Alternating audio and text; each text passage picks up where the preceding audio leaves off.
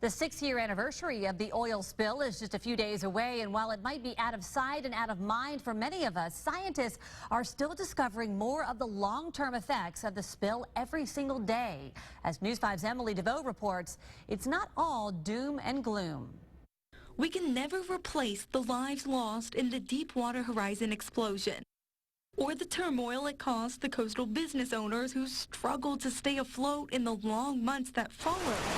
But nearly 6 years later, the studies coming out now are much more positive. Well, often we're writing an obituary on the Gulf, but in reality we should celebrate the fact that, we got hit pretty hard, and the United States government and academia and even BP have done a great job post-spill. Chris Reddy has studied the BP oil spill since it happened and said much of the oil dissolved quicker than they thought. You can be hard-pressed to find oil in the environment.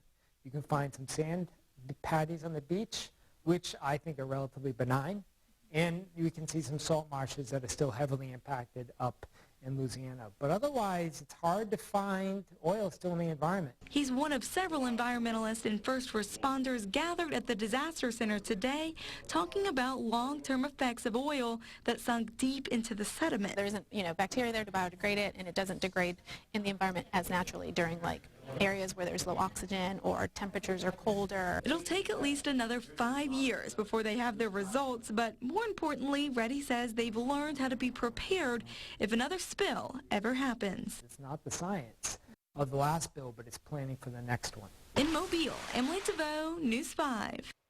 Well, the oil spill put the Gulf of Mexico under a microscope more than it's ever been before, and scientists say one of the other positives to come out of their research is being able to identify several new species of fish.